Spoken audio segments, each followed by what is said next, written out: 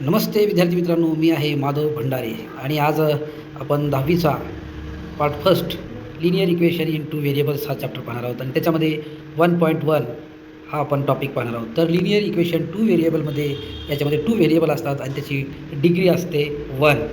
तर आपण 1.1 विषयी आपण पाहणार आहोत. तर पहिला क्वेश्चन आहे, first question, complete the following activity, solve the simultaneous equation.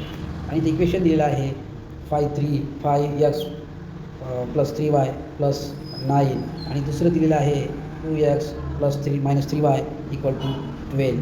तर या ठिकाणी दिलेलं आहे बघा.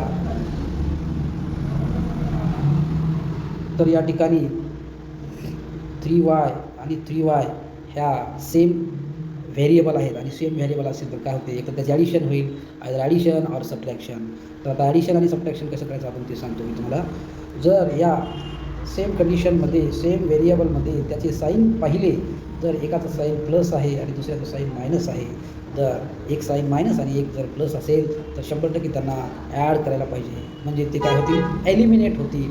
Wien you add or subtract variable will be eliminated by the elimination method you have learn in the 9th class. आणि तुम्ही 9व्या वर्गामध्ये एलिमिनेशन मेथड शिकलेली आहे. तर अशा प्रकारे इथे जर हे ॲड आहे तर ॲड लिहा.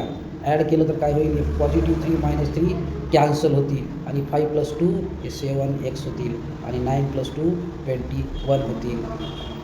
त्याच्यानंतर हे 7 जे आहेत अपोजिट साईडला गेल्यानं तर ते अपोजिट साईडला गेलं 7 तर काय होईल, डिवाईड होईल आणि तर 7 येईल आणि x = 3 येईल.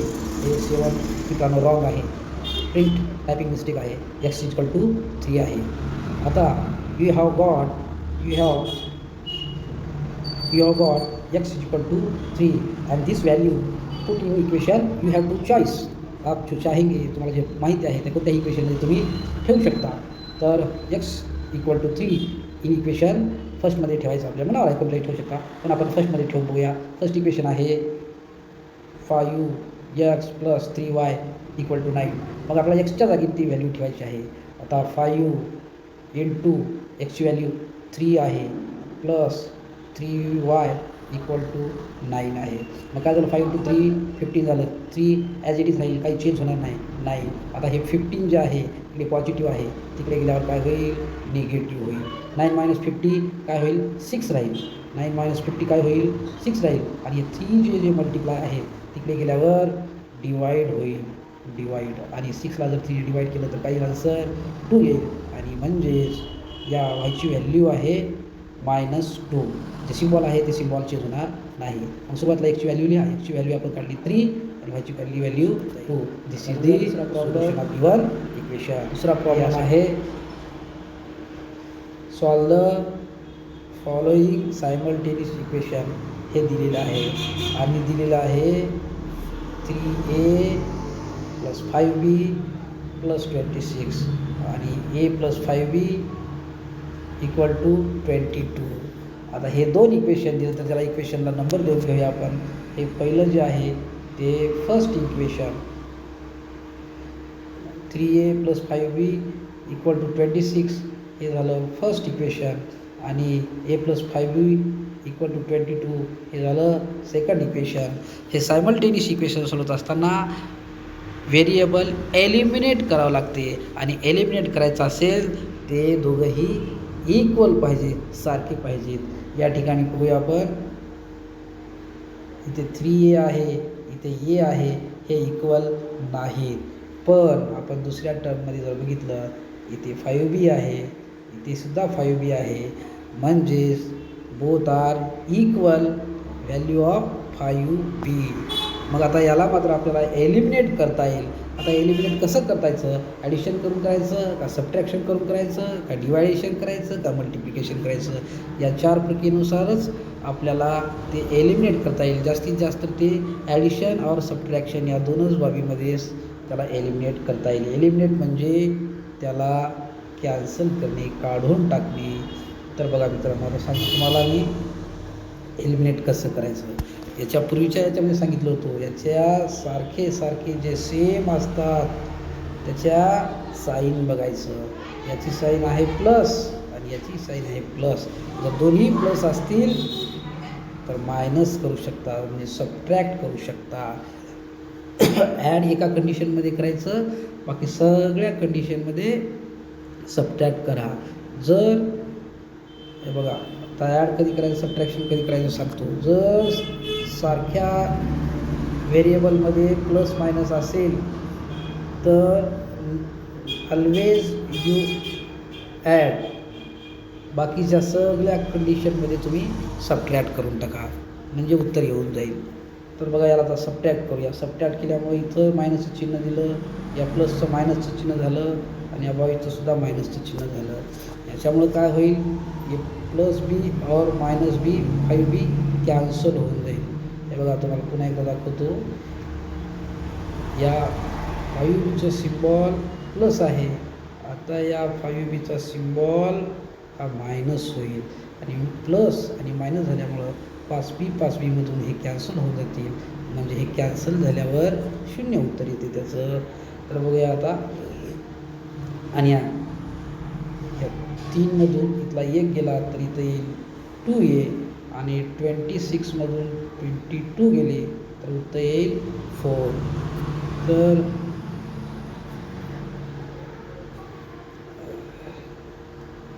आता 2 आणि a मध्ये मल्टिप्लिकेशन आहे, तिकडे अपोजिटला जर गेलं, बरोबर चिन्हाच्या बाजूला गेलं तर काय होईल, 4/2 म्हणजे डिवायडेशनमध्ये जाईल. हे 4 इकडे मल्टिप्लिकेशनमध्ये आहे, तिकडे गेल्यानं काय होईल, हे डिवायडेशनमध्ये जाईल.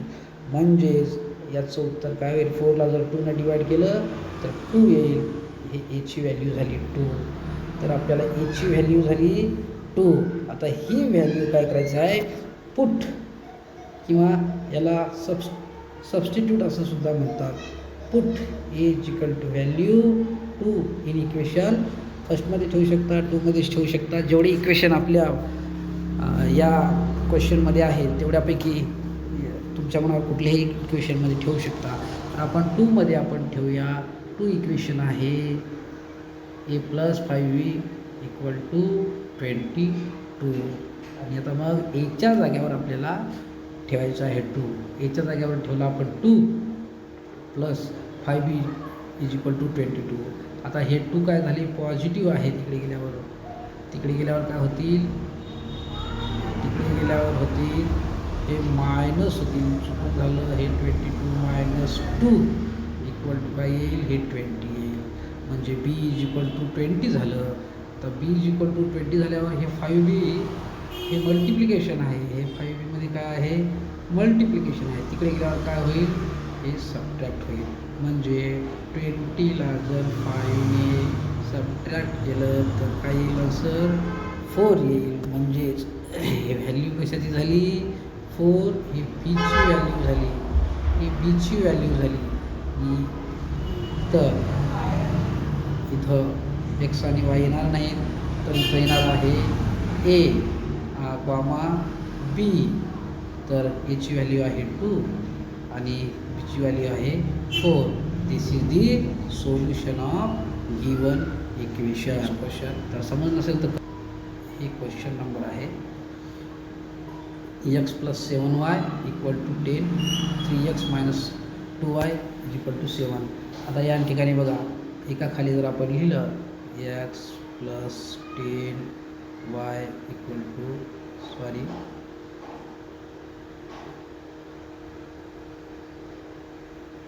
x + 7y = 10, याला इक्वेशन नंबर 1 ठेवूया. आणि दुसरं जे इक्वेशन आहे आपलं 3x - 2y = 7. आता बघा, याच्या व्हेरिएबल सेम आहेत का बघूया आपण. इथं x आहे आणि इथं 2x आहे, सेम नाही. इथं x आहे आणि इथं 3 आहे. इथं 7y आहे आणि -2y आहे, म्हणजे हे सुद्धा सेम नाही. तर आपल्याला काय करावं लागेल, मल्टिप्लिकेशननं ते इक्वल करून घ्यावं लागेल. सुरुवातीला नंबर देऊया. बघा, हे प्रश्न आहे, x + 7y = 10, हे झाला इक्वेशन नंबर 1. आणि 3x - 2y = 7, हे झाला इक्वेशन नंबर 2. तर आपल्याला काय करावं लागेल, इथे पहा, एक्सच्या ठिकाणावर हे 3 आणावं लागेल. आता 3 आणायचं झालं तर काय होईल, याला 3नं या सगळ्या या 3नं काय करावं लागेल, या 3नं मल्टिप्लाय करावं लागेल इक्वेशन नंबर फर्स्टला. काय होईल 3 × x 3x, 3 × 7 21 y, 3 × y, 3 × 10 30. म्हणजेच काय होईल 3 ह्या इक्वेशनला जर 3ने मल्टिप्लाय केलं तर काय होईल 3x 21y आणि 30. हे 3rd नंबरचं इक्वेशन आपल्याला काय होईल सापडेल. मग आता बघा, आता कोणत्या इक्वेशनमध्ये आपण इक्वल येतो,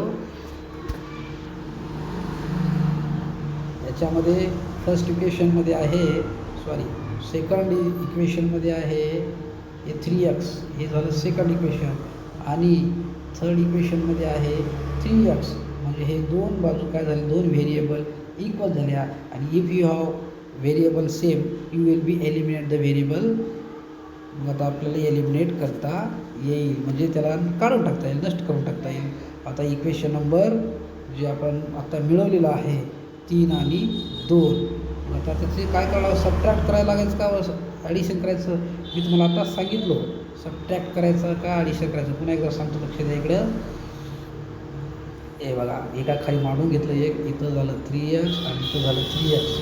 या 3x याचे साईन पॉझिटिव्ह आहे, याचे साईन पॉझिटिव्ह आहे.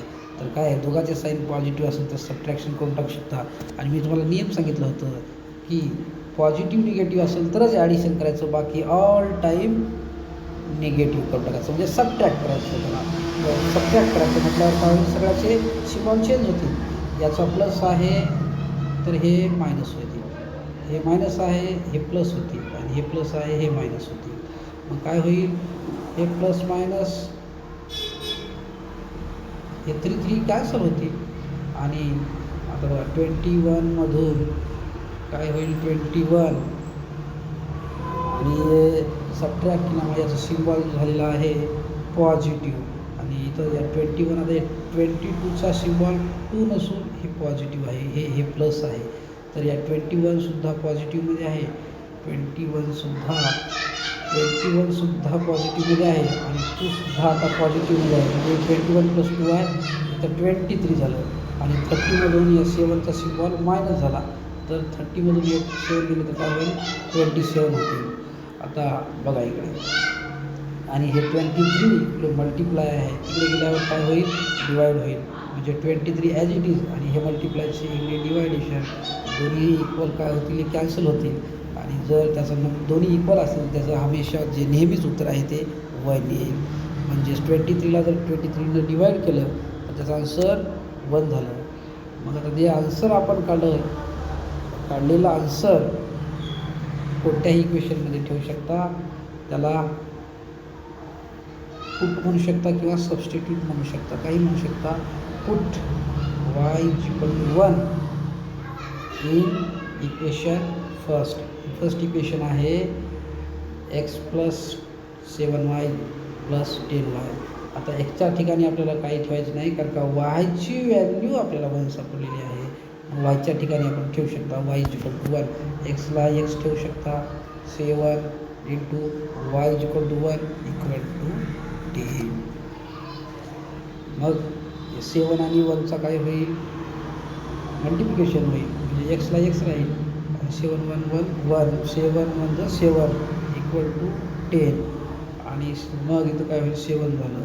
मग आता हे पॉझिटिव्हमध्ये आहे, हे 7 काय झालं, 7 × 7 आलं, आणि इकडे गेल्यावर काय होईल मायनस होईल, म्हणजे 10 - 7 = काय आन्सर येईल मग 3. म्हणजे एक्सची व्हॅल्यू आली 3.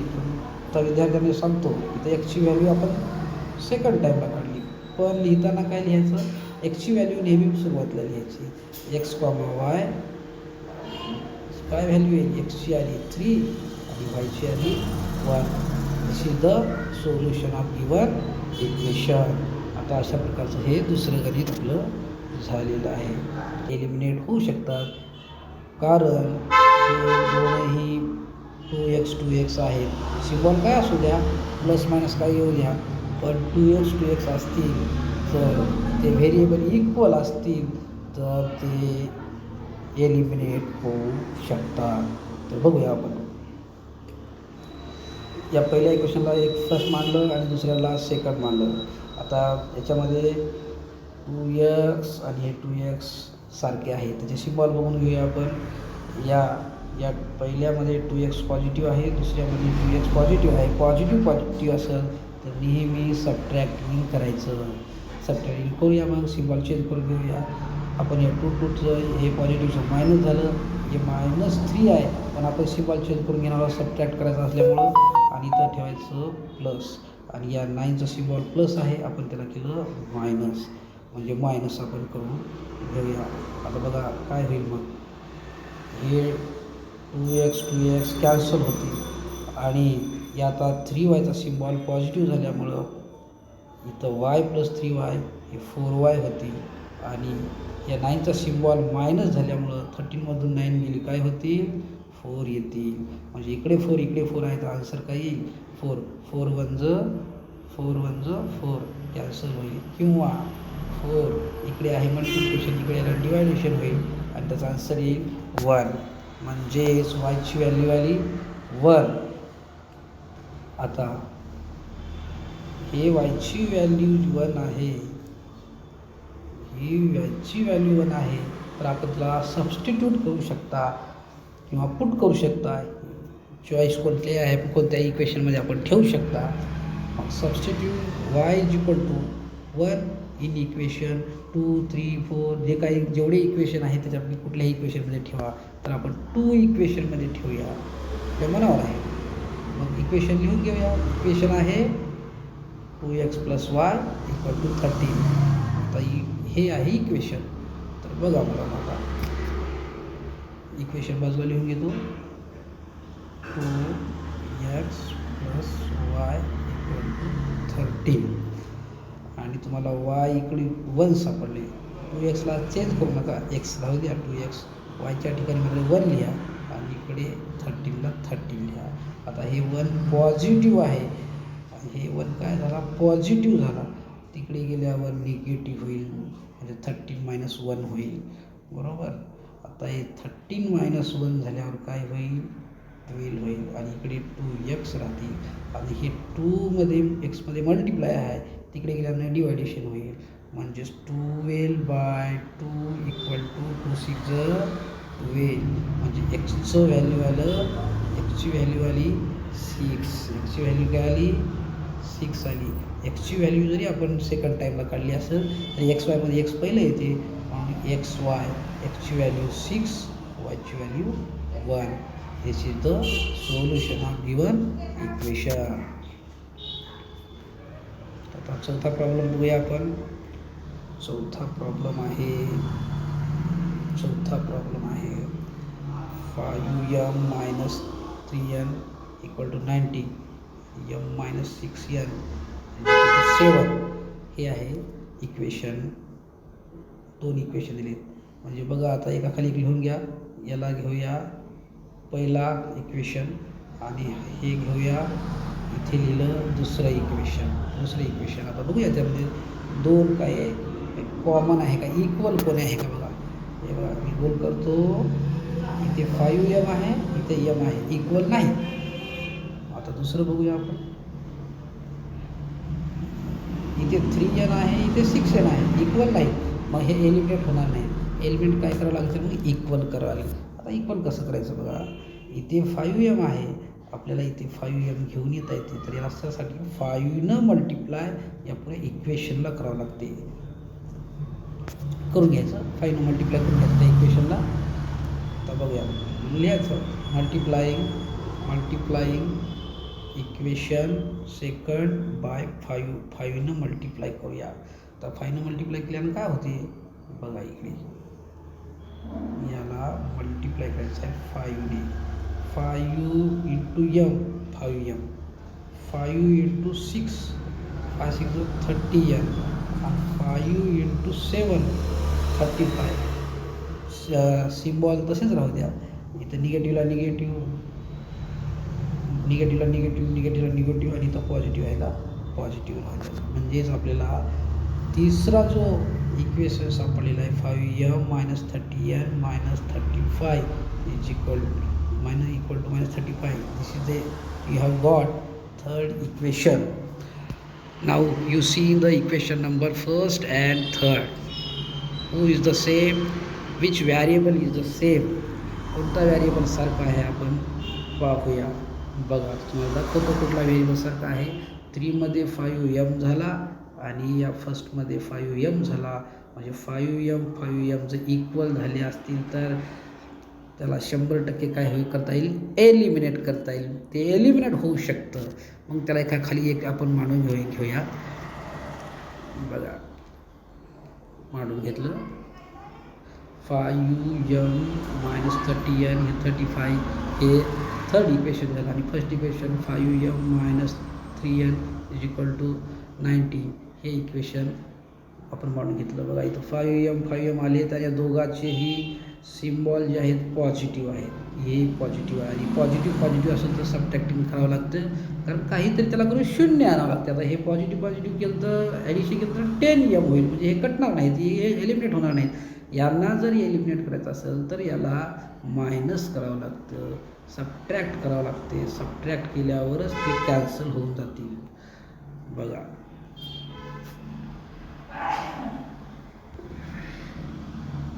सबट्रॅक्ट केल्यावरच ते कॅन्सल होतील. म्हणजे 5m गेलं तर कॅन्सल झालं, काही राहिलं नाही खाली. आता बघा इथं सबट्रॅक्ट केल्यामुळे काय झालं, या 3nचं या 3nला जे निगेटिव्ह साईन आहे याला निगेटिव्ह साईननं जर मल्टिप्लाय केल्यामुळे याला पॉझिटिव्ह झालं. म्हणजे 30मधून हे 3 गेले तर काय होईल, 27 उरतील. मोठ्या संख्येत चिन्ह मायनस, कारण या 30चा सिम्बॉल मायनस आहे म्हणून.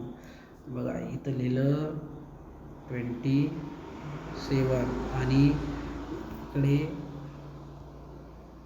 या 90चा सिम्बॉल मायनस झाल्यामुळं हे दोघांची ॲडिशन केली तर मायनस काय होईल, हे मायनस होईल 54, मायनस होईल 54, मायनस ॲडिशन होईल आणि मोठ्या संख्येचं चिन्ह आहे. बघा सापडलं आपल्याला. तर 27 हे आहे, पण तिकडे गेल्यावर ॲडिशन करायचं नाही, कारण का 27 आणि यांमध्ये मल्टिप्लिकेशन आहे. अपोजिट साईनला गेल्यावर काय होईल, त्याला डिवाइड होईल, भागाकार होईल. भागाकार करायचं -54 बाय इकडे 27. आता इकडे काय राहील, -n राहील. 27 टू द 54 आणि मायनस येईल.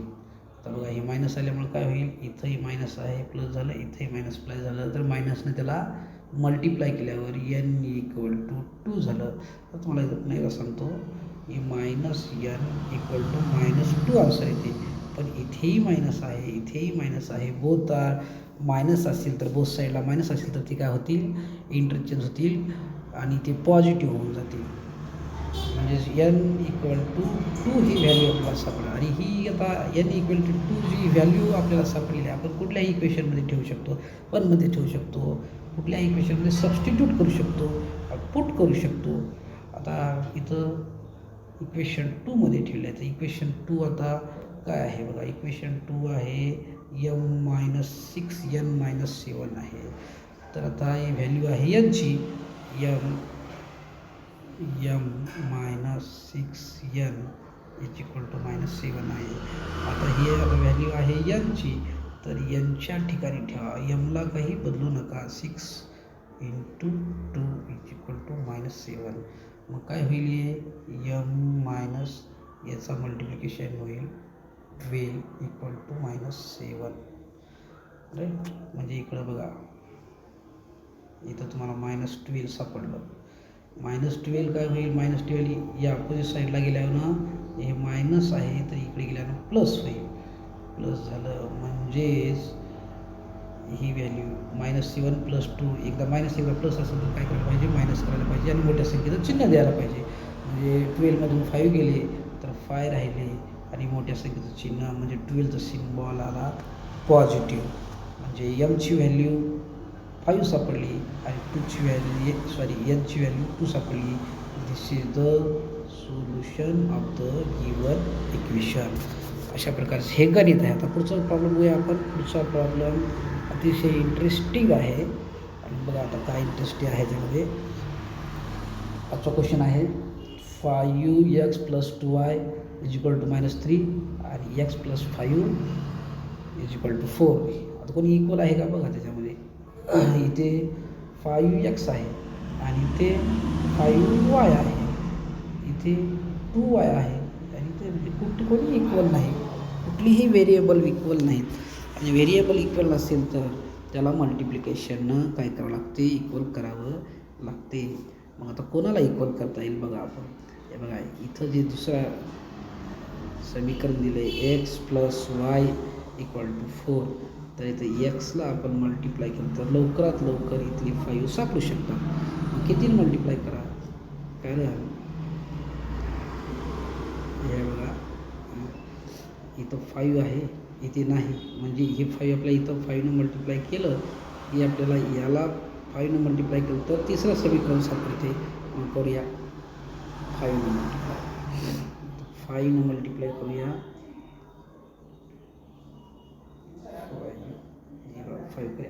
5x × 5x, 5 × 5 × 25, 5 × 4 20. हे तिसरं इक्वेशन सापडलेलं आहे. आता तिसऱ्या इक्वेशनमध्ये 5x आहे, पहिल्या इक्वेशनमध्ये 5x आहे, तिसऱ्या इक्वेशनमध्ये 5x आहे आणि पहिल्या इक्वेशनमध्ये 5x आहे. म्हणजे 5x आले, 5x हे झाले बघा. 5x आणि 5x हे 5x आणि हे 5x, म्हणजे थर्ड इक्वेशन आणि फर्स्ट इक्वेशनमध्ये 5x आपल्याला कॉमन भेटला. आपण लिहिलं मग हे 5x आणि हे 5x. पण दोन्हीही पॉझिटिव्ह आहेत म्हणजे प्लस आहे. तर याला सबट्रॅक्शन करून आपण काय करू शकतो, एलिमेंट करू शकतो. म्हणजे हा सबट्रॅक्ट झाला, हा सबट्रॅक्ट झाला आणि हा 3 सबट्रॅक्ट आहे, तर त्या चेंज झाल्यामुळं पॉझिटिव्ह होईल. म्हणजे 3चं सिम्बॉल झाला पॉझिटिव्ह. त्याच्यामुळं काय झालं, हे 5 कॅन्सल झाले आणि 25मधून हे 2 गेले, 23 झाले आणि हे 20 + हे 3 हे 23 झाले. मग काय झालं, दोन्ही साईडला 23 आहे, इथेही 23 आहे, 23 कॅन्सल झाले म्हणजे y = 1 झाले. आता ही 1 व्हॅल्यू सबस्टिट्यूट करायची आहे. ही व्हॅल्यू सबस्टिट्यूट कोणत्या इक्वेशनमध्ये करायची आहे, 2मध्ये करा, 1मध्ये करा, काय चालतं. आता हे 2 इक्वेशन आहे, x + 5y + 4.